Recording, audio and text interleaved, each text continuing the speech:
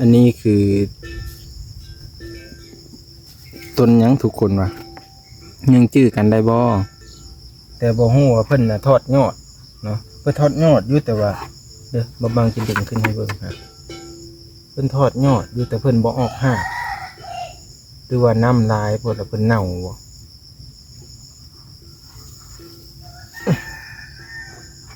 ตัวนี้เนี่ยบ่เป็นเลยเนาะกาสุดท้ายนี่บ่มีตัวเป็นจักอันทุกคนเลยทั่วพักเหงาปีนี้นอนกับพื้นเลยพี่ๆทุกคนนอนราบกับพื้นเลยโอ้ยเพียติดแล้วบ่ได้ฉีดยาตั้งแต่ฝนตกมันฉีดบ่ได้เลยทุกคนฝนตกตลอดต้นมะม่วงนี่ก็เพิ่นยังบ่ทันโอนเงินมาอยู่โอ้เจ็บจังไดเนาะตั้งแต่ต้นนี้คือต้นแมงแขนนะต้นแมงแขนอันนี้ใบมันนี่เป็นกลิ่นแมงแขนนะทุกคนกลิ่นแมงดากับมีบ่หรือว่าจังไดแนะนำนะเด้อตัวนี้เป็นกลิ่นแมงแขนเบิ่งนี่มักเพชรขาวหุ่งเมิดเลย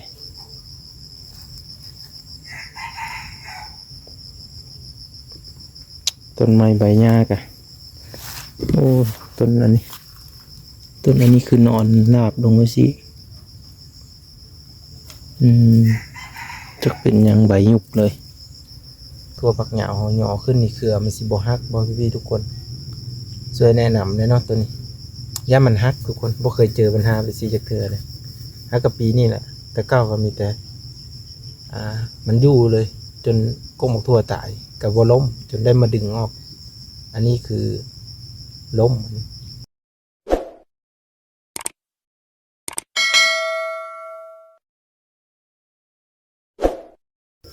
อันนี้คือต้นยังทุกคนวะยังจื้อกันได้บ่ต้นกาเฟเนาะแตกยอดแล้วก่อไผ่แตกยอดแล้วบางอันนี่ตายทุกคนเห็นบ่ตัวมันเบออันนั้นก็ตายแล้วก็บางเอามาเพิ่มอีกแล้วก็คือใส่กระถางเลยบัดนี้นี่ขุดใส่กระถางเลยตัวนี้ต้นมันเป็นหากเลยนะทุกคนมันเป็นหากมันออกตามอันต้นใหญ่มันนะออกตามลำใหญ่บ้างครับเอาเลื่อยไปตัดเอาตัวนี้เนาะออกแล้วอันนี้เป็นสวนพัก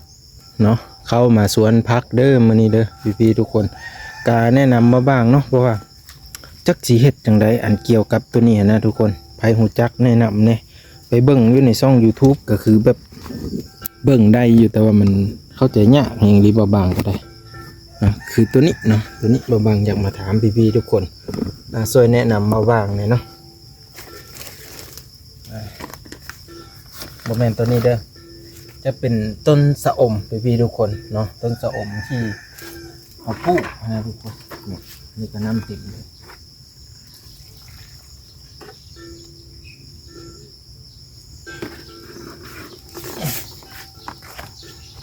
น้ำบ่ลงเลย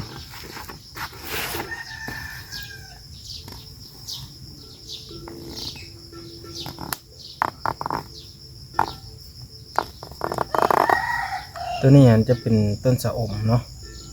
แต่บ่ฮู้ว่าเพิ่นน่ะทอดยอดเนาะเพิ่นทอดยอดอยู่แต่ว่าเด้อบางจะดึงขึ้นให้เบิ่งฮะเพิ่นทอดยอดอยู่แต่เพิ่นบ่ออกหากหรือว่าน้ำลายพวกแล้วเพิ่นเน่าบ่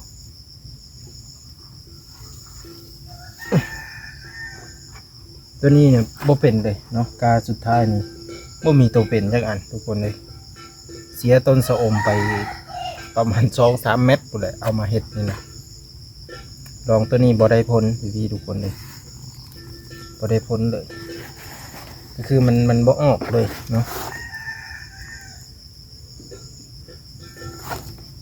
มีแต่บางจะขุดแล้วก็ฝังลงในดินเลยเนาะเพื่อจะให้มันเป็นจะได้ก่อนเพื่อจะให้มันดินมันอันนั้นกันแต่มันเกิดหากออกอย่างมันทุกคนตัวนี้คือบ่ผ่านเนาะเดี๋ยวบางจะถอดออกหมดเลยเห็นไหมหากข้าวเลย ก็บ้านกระต่ายทุกคนฝนก็สิตกแล้ว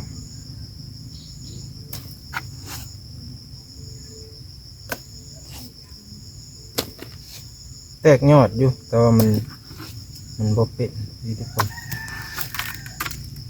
บ่เป็นเลยเสียดายเลยเนาะ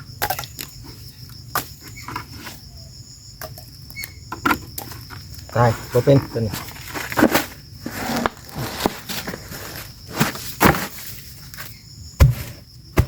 ภารกิจล้มเหลวตัวนี้บ่ได้เลยทุกคนมาลุ้นตัวนี้พ้นกระตกมาเลยตัวนี้ก็เป็นอันนั้นอยู่แต่ว่าบ่เป็นหักเนาะกะผ่านไปเป็นคิดแล้วทุกคนเลยบ่เป็น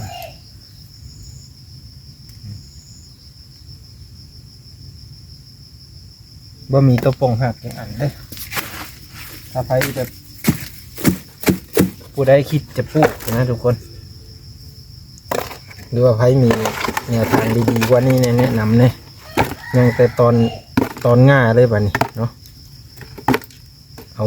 พุ้ยมะพร้าวไปโอบเอาเลยสิลองเบิ่งตัวนี้อีกตัวนี้ก็คือบ่ผ่านแล้วตัวผลกระตกมาแล้วนี่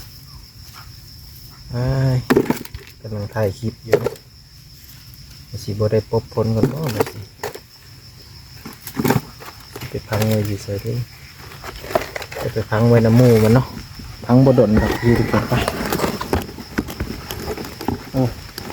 แต่ว่าพ้นมีเหตุนะ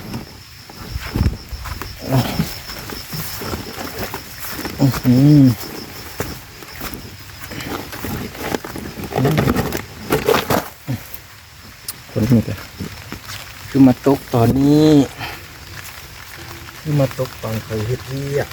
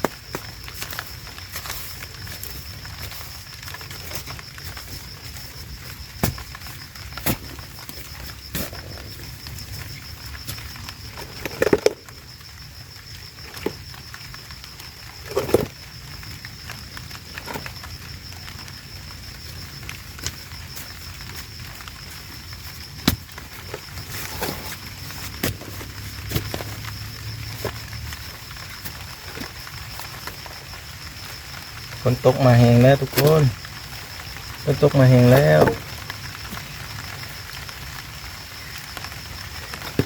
อันนี้แข่งกับเวลาเนาะอันนี้แข่งกับพ้นตัวนี้ก็ออกเห็นบ่ตัวงามกับงามตัวนี้เป็นมันตายอันนี้เป็นตัวนี้ยิบเนาะน่าจะสูงขึ้นนะมาเบิ่งตัวนี้อีกพี่ทุกคนเห็นบ่นี่แตกออกแล้วผ่านตัวนี้เนาะแล้วมีแต่ถ้ามันปงหักอีกจักหน่อยให้กะว่ามันติดโอ้มันติดเดี๋ยวจะเอามาใส่ถุงเนาะ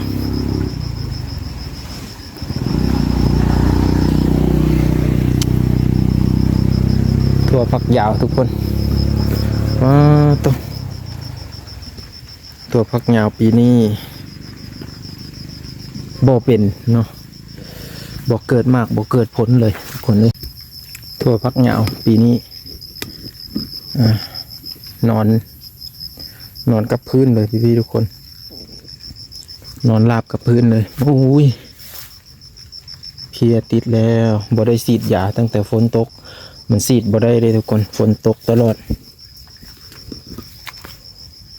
เฮ็ดให้แบบเป็นจังซี่เลย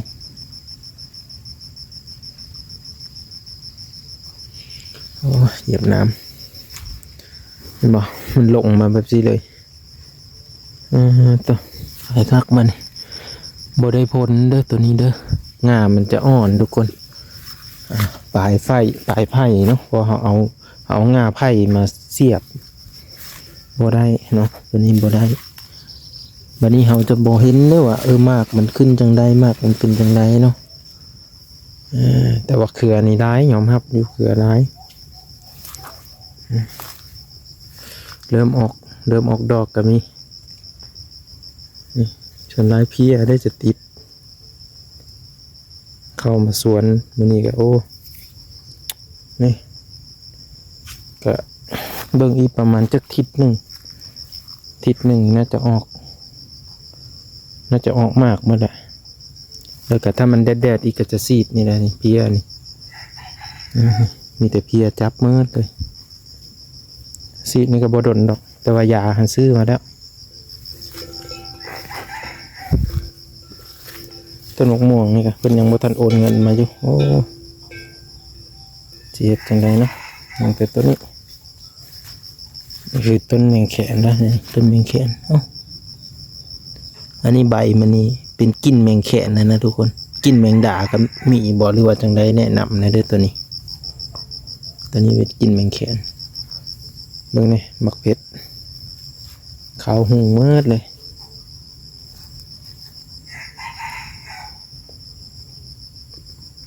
ต้นไม้ใบหญ้ากะโอ้ต้นอันนี้คือนอนราบลงไว้สิ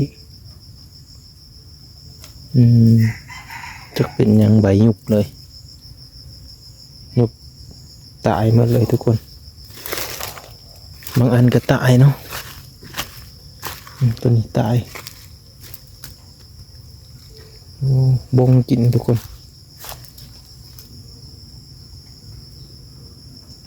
บางอันก็ตายหญ้าก็เริ่มร้ายแล้วไม่ได้ค่อยเข้ามาอนามัยมันนะทุกคนนี่เห็นบ่ต้นมะพร้าวเพชรตัวนี่คือพวงตำแจ่วครับเลยมีหลายอย่างอยู่ในสวนนี่ก็ได้แต่ว่าบางอันก็ตายนำก็มีนี่ตัวนี้เริ่มออกดอกแล้ว